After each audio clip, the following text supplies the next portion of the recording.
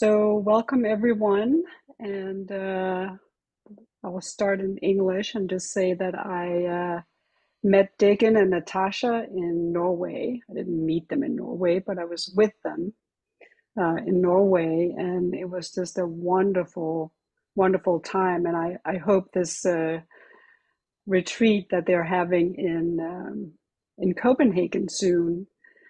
I call it my mini Norway, so that will be fun. Looking forward to that. So I'll switch to Danish. And, dette webinar afholdes af foreningen 3PDK, som er en non-profit organisation, der har til formål at øge kendskabet til de tre principper. Forståelsen af de tre principper spreder sig over hele verden og har hjulpet rigtig mange mennesker ud af stress og angst og depression og finde vejen hjem til klarhed, ro og mentalt overskud. I 3PDK ønsker vi at invitere alle interesserede med i samtalen om et nyt perspektiv på mental sundhed og det gode liv, som mange har oplevet efter vi mødte den her forståelse af de tre principper. Du kan se mere på hjemmesiden 3pdk.org og i Facebook-gruppen 3PDK, de tre principper Danmark. Så velkommen alle sammen til det her webinar med Natasha og Dicken. Værsgo. Thank you, Trine. She just shared a little bit about this wonderful organization that we have in Denmark. Mm. I want to thank you, Dicken. Thank you for coming.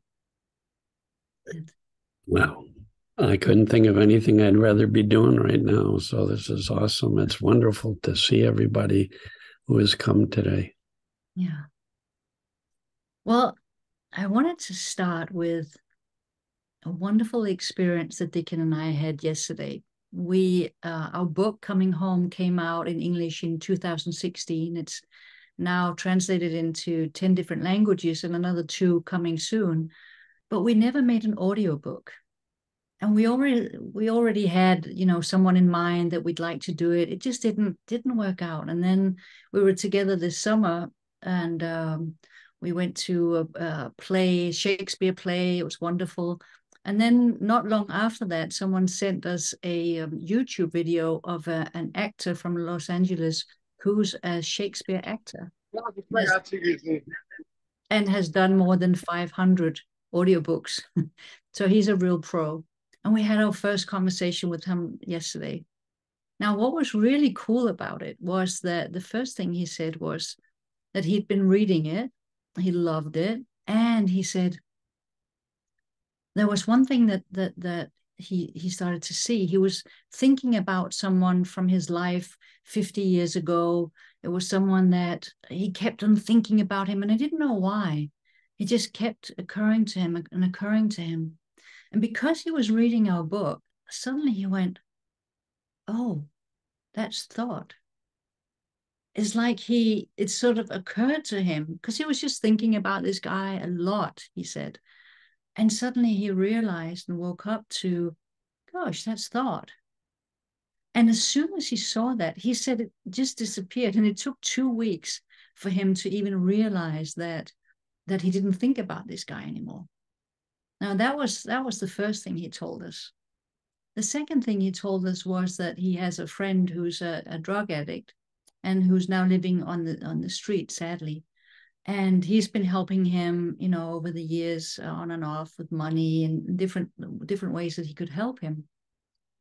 And then there was this night where it was raining really hard, and he was thinking about his friend that he's known for a long time. And his friend just, again, he was reading our book, and it occurred to him, that's thought too.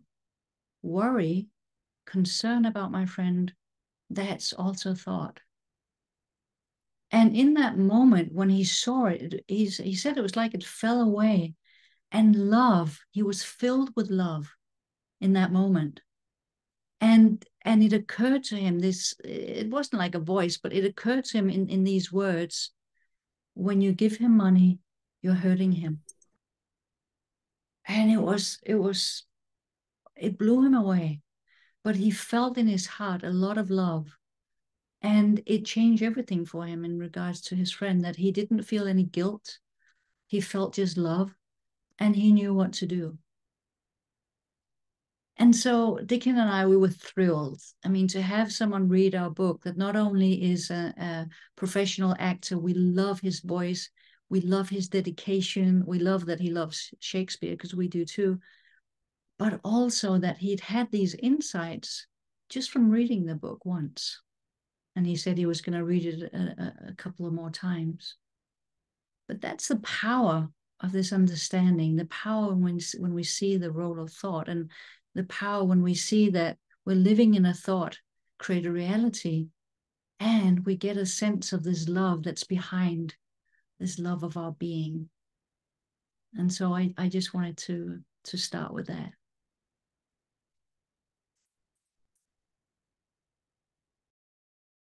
We never get tired of talking about well-being. I mean, I just love the word well-being. I always think of a water well, and at the bottom is this clear, clean water, and you have to send a bucket down into the well and draw up this living water, which we depend on for our life. I think human beings depend on that living water of well-being as much as food and air. Without well-being, we wouldn't be able to have the wisdom to drive a car and move our hand and not get into accidents. We wouldn't have the ability to enjoy life. We wouldn't have the ability to love other people. A loveless life is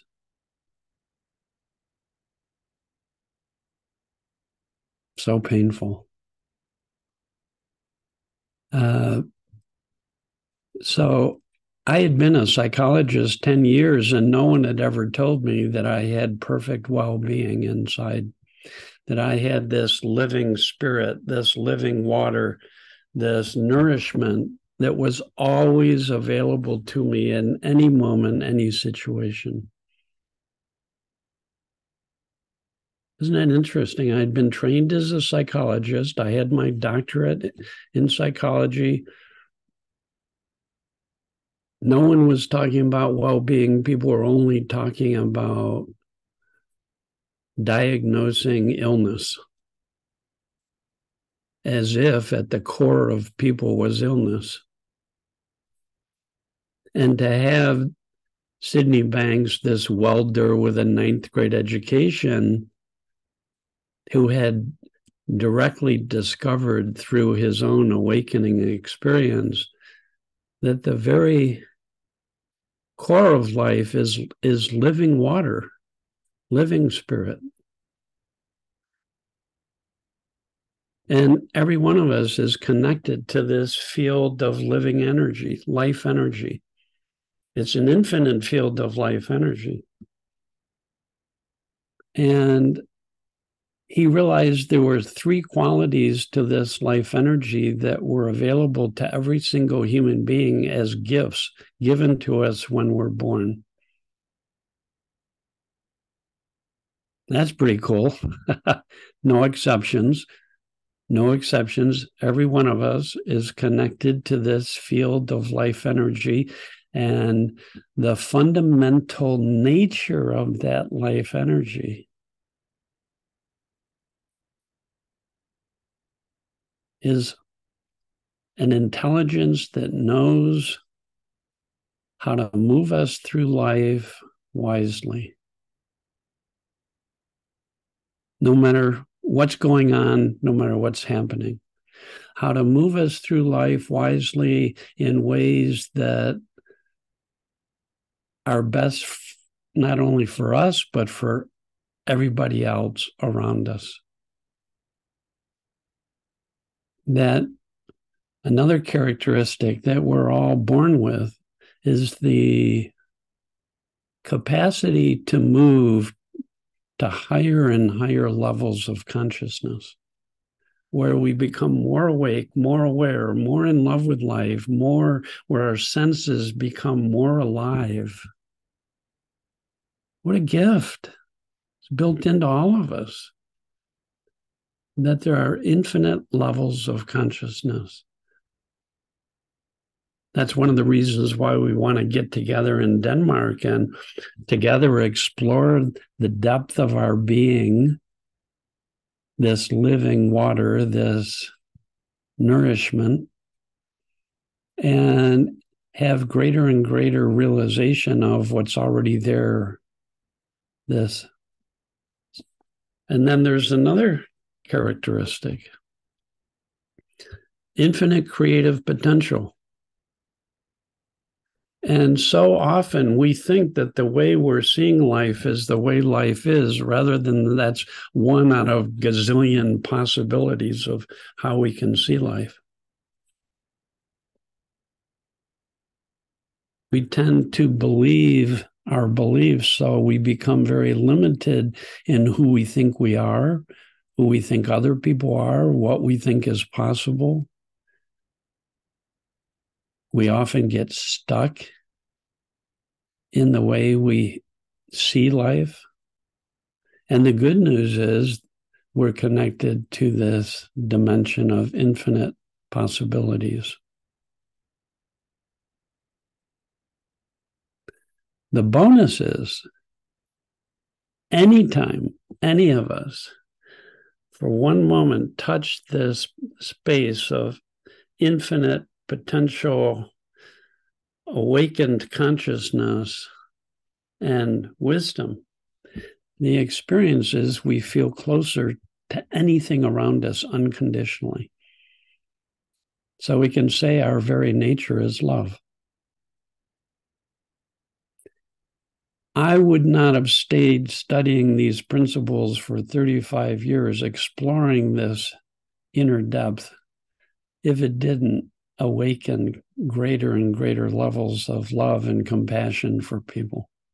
Because that's all I wanted in my studies of meditation, psychology, spirituality. My question was always, does it awaken more love? If not, I'm going to move on. And so Natasha and I love talking about this, and we can't wait to share with you and explore with you, because we're all explorers. We're all on the same level, right? There's always more to see, and explore together this dimension of possibilities and awakened life, be able to be lived more wisely, and to fall in love unconditionally with not just our favorite people, but with anybody, and with trees and with flowers and with nature. That's the beauty of this understanding. It literally insights into the principles that we will talk about, awaken deeper, or you could say higher levels of love.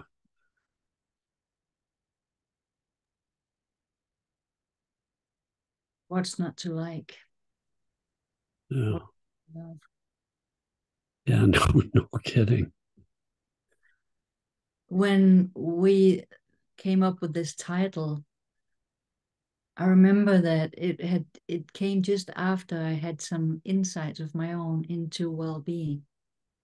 Because one of the things that I've heard, and I bet most of you have heard time and time again, that Sydney Banks used to say was, listen for a feeling. And that always puzzled me a little bit. What feeling is he talking about?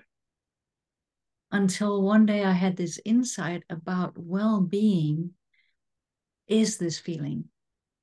it's not happiness. It's not that it's not happiness, but it's just this beautiful, beautiful feeling from inside. There's nothing that I need to do to get it. There's nothing that I can acquire that will make me feeling more of this well-being. And so I started to see it as being the bridge between the psychological and the spiritual. We always talk about how thought is this bridge, the principle of thought. But with this principle, or with this bridge, there is this feeling, and it's a guide. It's a guide that a lot of us, we don't even notice it. We don't notice that it's right here, just underneath or behind our thinking, our personal thinking. And so I realized that the more we can get in touch with this well of being, our being, the more we get in touch with this feeling, the more we are able to navigate through life. Because there's ups and downs, there's sickness and death and divorces and financial problems and all of those things. Now, did anyone ever tell you that you have a guide inside? I didn't hear that. I didn't know that I have this built-in navigation system. And it's actually very simple. The feeling of well-being is a sense of expansion. There's a feeling of expansion. And it very much is the same energy as this life, this intelligence of life, this water that Dicken was speaking about. It's like it's loving, it's giving, it's without any judgment. It just gives unconditionally. And then the other feeling comes with tension. When I start thinking about something, what will I do? How can I solve this? We all know that feeling of tension. And so it becomes really simple when I see that there are these two energies or two even feelings. You feel it in your body. What can I do? How will I solve this? You're really thinking about it and it feels tense. It does not feel right. It doesn't feel nice. And the interesting thing is, it's very difficult to get new ideas from this, right? Whereas from this feeling of creativity, possibility, this infinite potential that we're living in all the time. We're living in it constantly, even when we don't feel it. We're living beings that have this potential for a new thought, a new feeling, an idea to how to solve anything. That was why I was so excited about talking to this guy, Rob, yesterday, who in the midst of being worried about his friend, who really is in has a lot of challenges, that as soon as he saw that it was thought that was keeping this tension, he saw it. He let go and he was filled with love. Not love from the outside, but from the love within himself that he is, that his friend is. And it just opened him up to a new idea that he'd never had before. And so this is the potential, this is the hope for anyone, that when we see how this tension is created, how this fear is created in us, that when we see it, it lets go. Sometimes it takes a few minutes or a few hours, me too. But when it does, something new comes.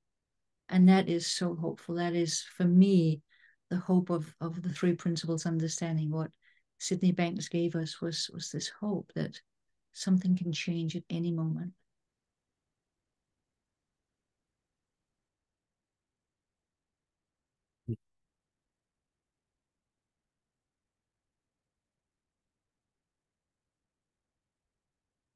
The truth of life is so simple. once you start getting a glimpse of what's living us and the nature of what's living us. Isn't it interesting? Like right now, isn't it evident that there's something living us? We're not doing it. There's something breathing you. There's something beating your heart.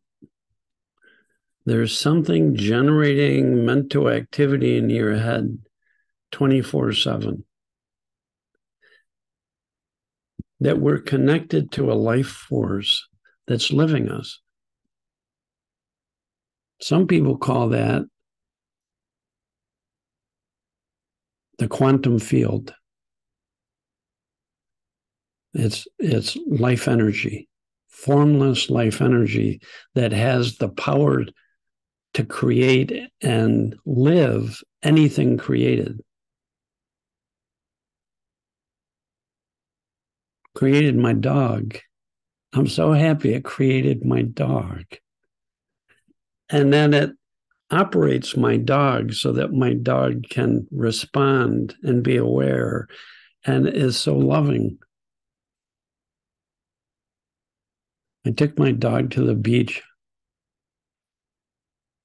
I take him pretty much every day. Took him to the beach yesterday. He couldn't stop smiling. He'd run over to me and sit right down, and I'd take a stick and throw it, and he'd run full speed and come back. And he's being lived by these same forces that live us. He's being guided by this same wisdom. I love that it's called wisdom. I really do. We're connected to a force that knows how to move what's created in optimal ways. It knows how to turn the flower toward the sun and follow the sun, and it knows how to take light and photosynthesize it into energy so that the flower can use that energy practically to grow. I'm glad it's called wisdom. Because if we were connected to a life force that kept moving us toward insanity, you wouldn't call it wisdom. And there have been people in every single culture of the world that when their minds have quieted down from all the thinking that creates that fearful contraction, when people's minds quiet down from their personal thinking, universally they talk about this the same way. This doesn't belong to anybody, any teacher. It doesn't belong to a culture, to a religion, to a philosophy. It doesn't belong to Sid Banks. It doesn't belong to Natasha or myself. Any human being can discover and begin to realize that we're connected to a life force. And so people, when they've fallen out of their thinking, say you're in a cave staring at a little fire. Some people say that's how meditation started. People would sit around, they discovered fire. So at night, they just stare into this fire. Then their personal mind would get quieter and quieter by being fully present. No techniques, no effort, no trying, no working on oneself, no beliefs about something wrong that they're trying to rectify or fix.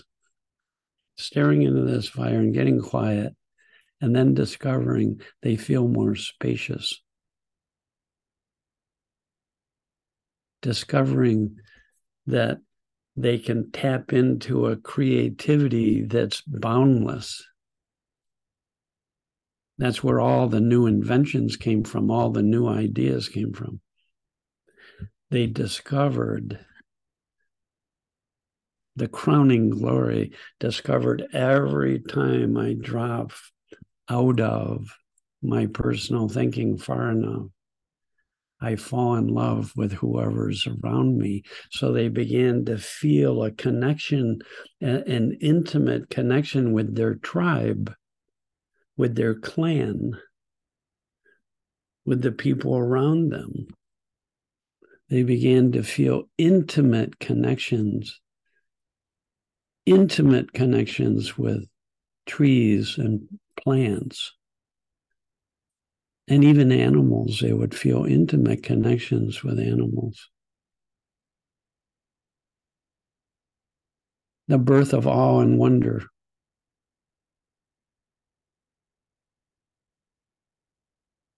The birth of mystery.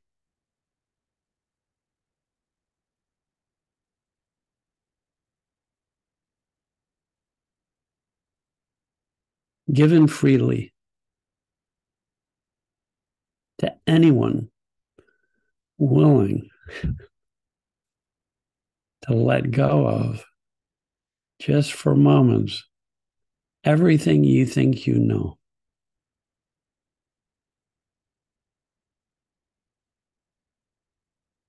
Sid says this is a secret to discovering our spiritual nature, is a willingness to let go of every single idea, belief, concept, thought.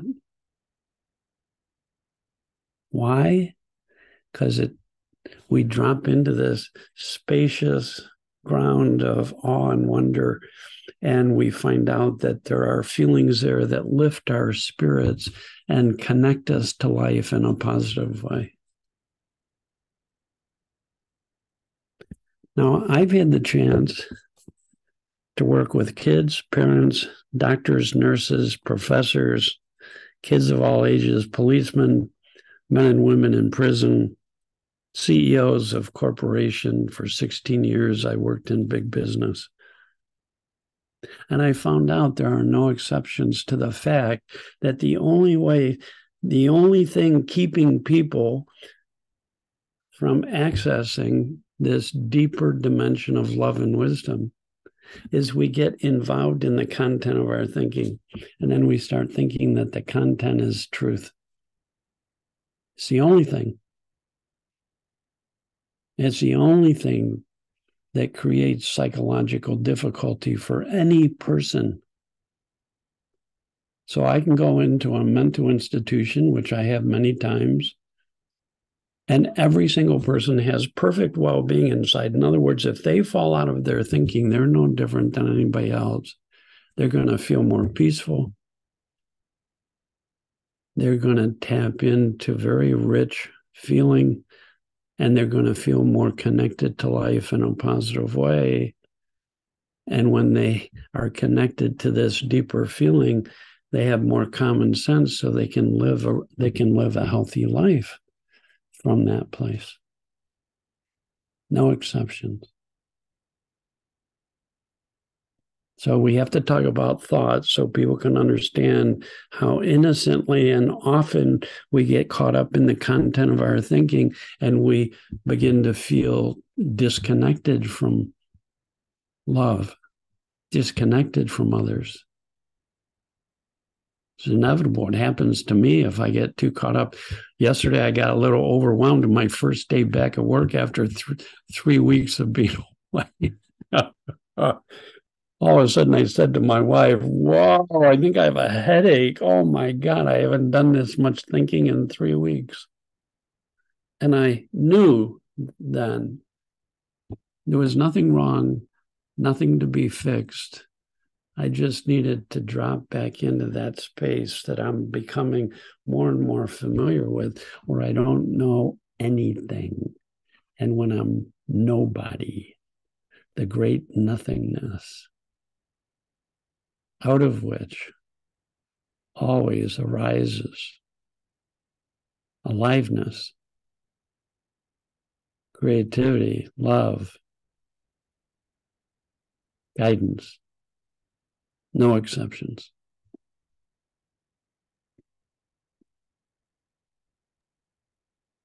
Isn't it cool? Isn't it the best news ever? Don't you and everyone here just want to tell it to everyone that we're all okay, that we have this well of being inside? When I came across this understanding in 2012, it transformed my life, and I ran up to anyone willing to listen to me to try to tell them that didn't work so well, I have to say, but I understand the feeling that I have, that Dicken has. I mean, and Dicken's been doing this for a long time. We never ever get tired of it because it's the best news ever. No one is broken. Wow, that's radical. You know, when we work with people individually, or when we do our groups, to be able to share so deeply and people start seeing, I'm not broken, I'm okay. I have the potential to change my mind. I have the potential to have a new feeling in any moment. So honestly, Dicken and I can't teach you anything. We're still students. What we do is we like to point. We found the space within that we like to point you to, what we call home. And any person that gets a glimpse of their inner home will fall into this feeling of being, this sense of a feeling that's beautiful, that's loving, that's compassionate, that's in love with life. So it is the best news ever to have discovered something that is, there's no exceptions, as Dicken just said. It's true for everyone. And sure, sometimes it takes a little longer to point people, you know, depending on how much thinking they have, what they believe is true.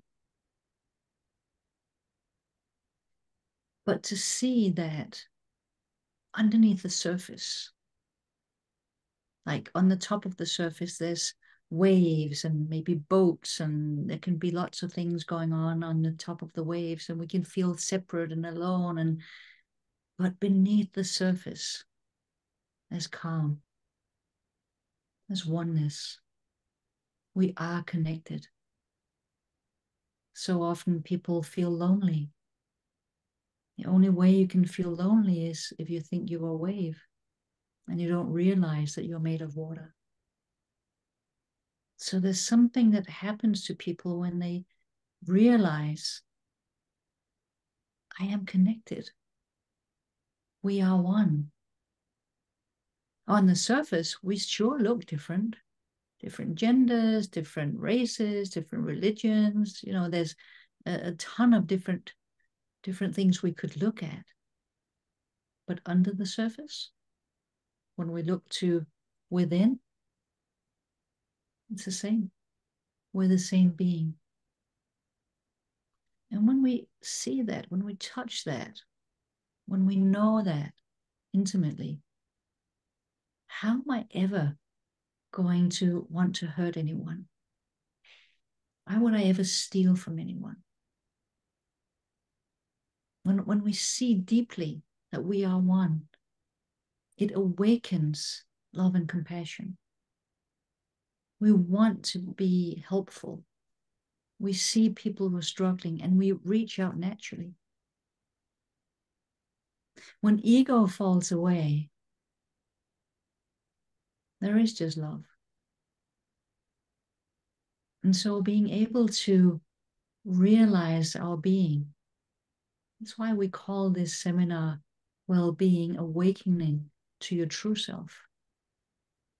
True self being this being inside that is completely whole, perfect, unbroken, that we share with everyone. And so that's why we want to share this with everyone. And we do, as many people as we can, as we get a chance to touch with this understanding, both of us work tirelessly to continue to relieve the suffering of humankind. That because so many people innocently haven't been taught. And so they're believing their thinking to be true and suffering the consequences of that. But no matter how long anyone has been doing that, it just takes one little glimpse. It doesn't matter how long the cave has been dark. As soon as light, as fire was invented, as found out, immediately light came. So it's very hopeful that it just needs that little light in anyone's life.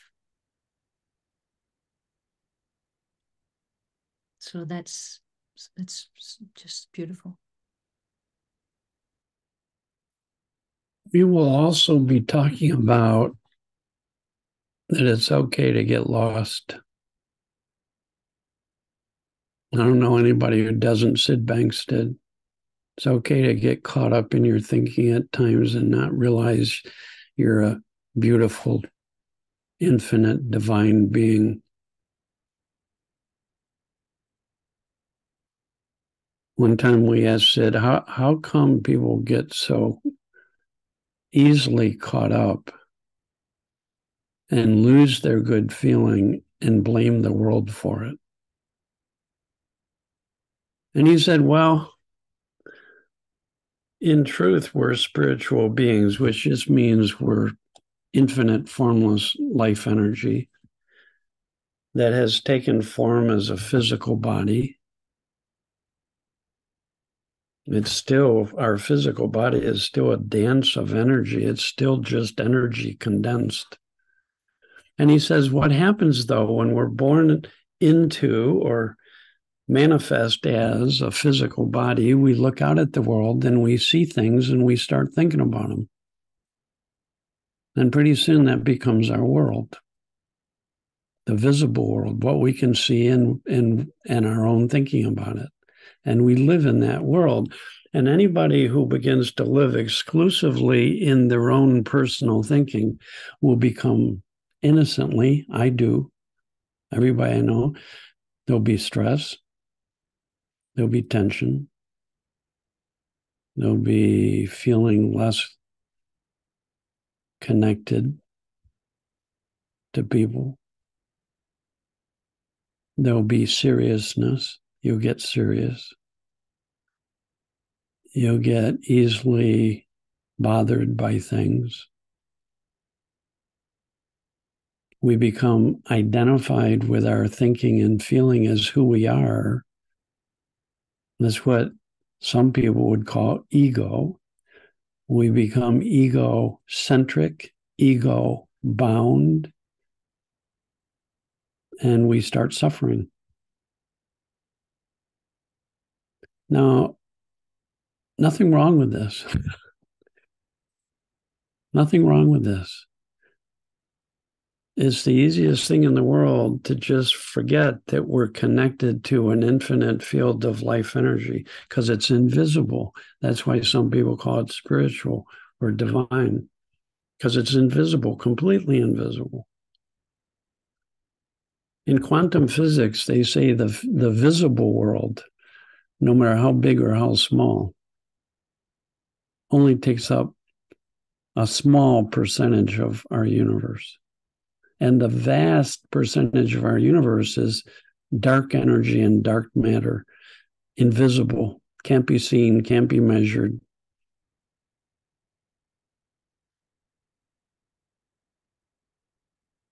Sid Banks realized that the vast majority of the formless being that we are is not just a dead void. It's dynamic, loving, creative, alive, full of potential,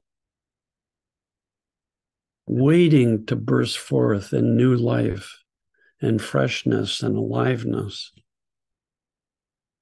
Our true nature is dynamic.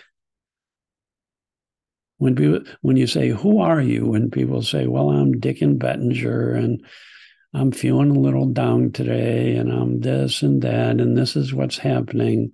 You're only talking about a small percentage of who you are. And if you start believing that that's who you are, you're going to suffer innocently. Innocently. I love that we have colleagues all over the world now teaching kids in elementary school. You're connected to a wise, loving, guiding energy, and that's your true self. And that only our thinking gets in the way of experiencing that directly. And kids pick up on it so quickly. Oh my gosh, because we're not teaching them anything. We're reminding them of what's true, reminding them of what they already have, reminding them of who they actually in truth are.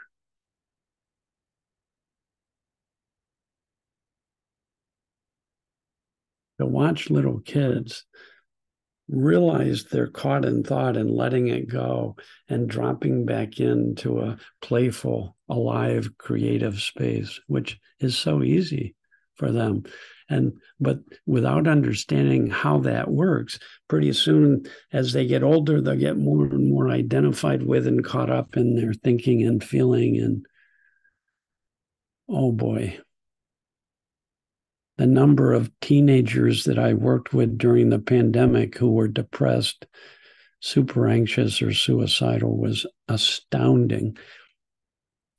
I had said, I'm not going to do clinical work because I'm so busy with training practitioners, and I couldn't help it. I couldn't say no to parents who said, can you talk to my loving daughter is suicidal?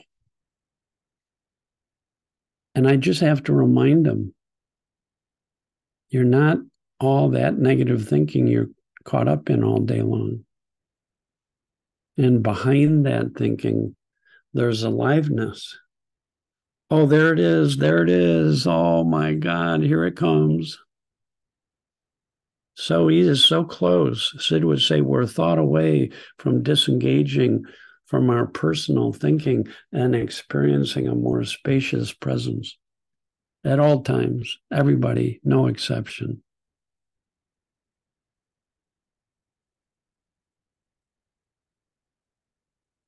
That you're not broken, that you're not damaged, you're not wrong or bad for feeling the way you do. You're just experiencing your own thinking, and that we can't not do that. But we need to realize how that works, or we're going to suffer. We'll just get caught up. Our friend Bill Pettit, psychiatrist, says someone who's clinically depressed, and I've worked with plenty of people who are clinically depressed, is spending 85% of the time of their day caught up in negative thought, thinking that those thoughts are true. Innocently caught up because they haven't been taught the nature of thought. They haven't been taught they're connected to love and wisdom intimately, always, no exceptions.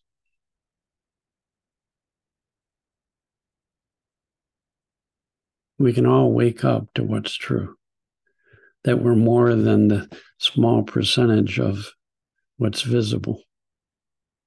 We're connected to something greater. Everyone intuits the truth of that already, but we can wake up to it more and more so that when we feel tension, we know you can't think your way out of that. And most adults, when they feel tension, stress, or upset, do more thinking. Innocently.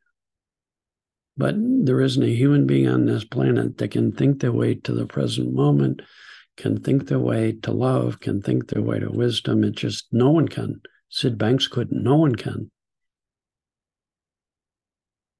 So we have to teach people about, if you're not thinking, you're not going to be dumb and stupid and get into trouble. You're going to feel better and become wiser. as Natasha says, hey, come on, how cool is that? Isn't that good news? Less work, more love. Less trying, less struggle, more love. You lighten up. And it's also obvious when people are just, when they are in love, not only with someone, but just in life, you feel it. You look at them once and you feel the love. When I was visiting Dicken and Kwesi this summer, we went to the beach with their dog, Oliver. And to see him on the beach, you know, excited for the stick to be thrown, that's love. He's so excited, he's shaking. And we smile as we look at him. You know, if you ever see a teacher that looks really serious, run away. Because this understanding enlightens the love in us. It reveals the love that we're born with, that we are. And the more people see this, the more smiles you'll get from them, the more lightness you'll experience from them.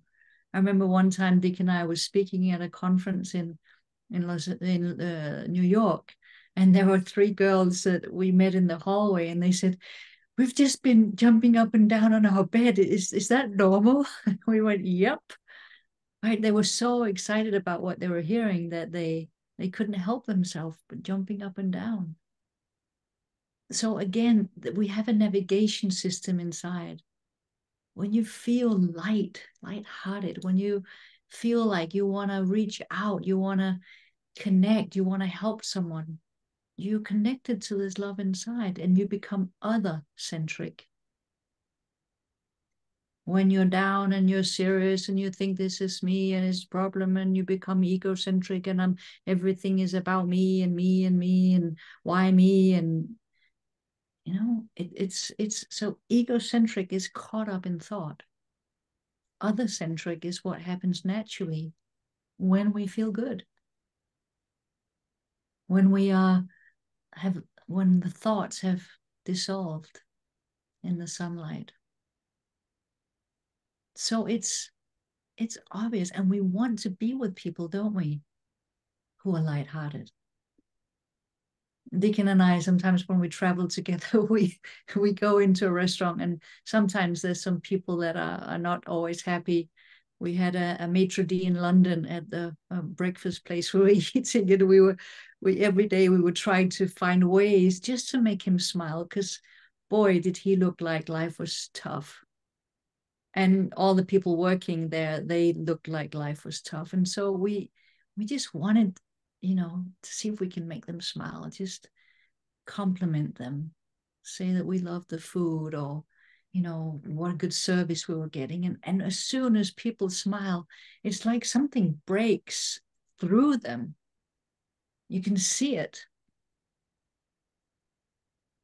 So it doesn't matter how long the ice mountain has been full of ice, you start putting heat to it, it's gonna melt. And we can be those melting vehicles by sharing the love, by sharing this understanding. And that's really what Dicken and I love doing to individuals and groups. So we really hope that we'll see you later this month, so we can share this with you. And even if you can't make it physically, there's live streaming options. And so you can get in touch with the Tre Princippers Danish community and find out about the live streaming options, so you can come be with us. We'd love that.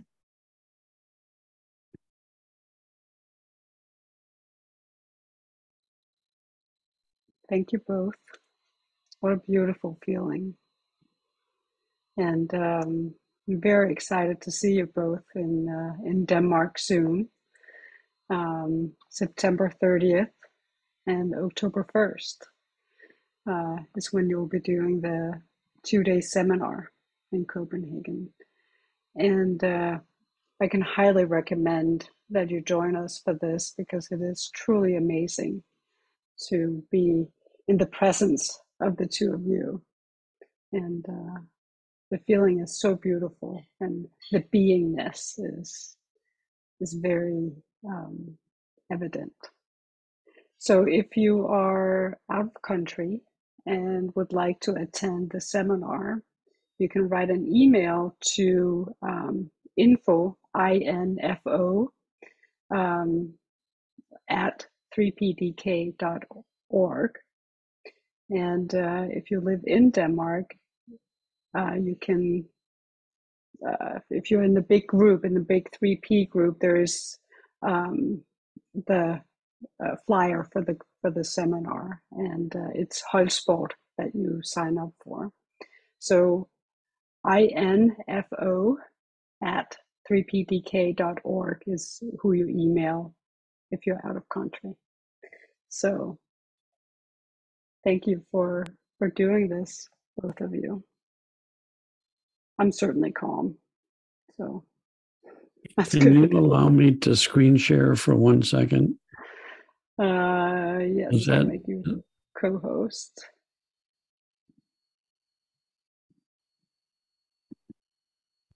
There.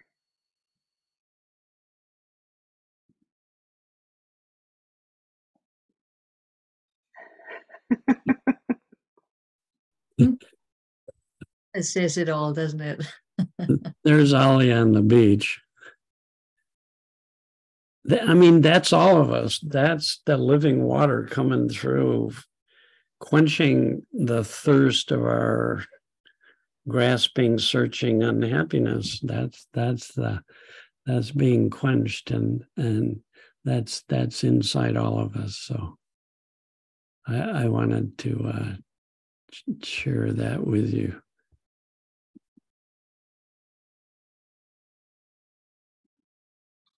Beautiful.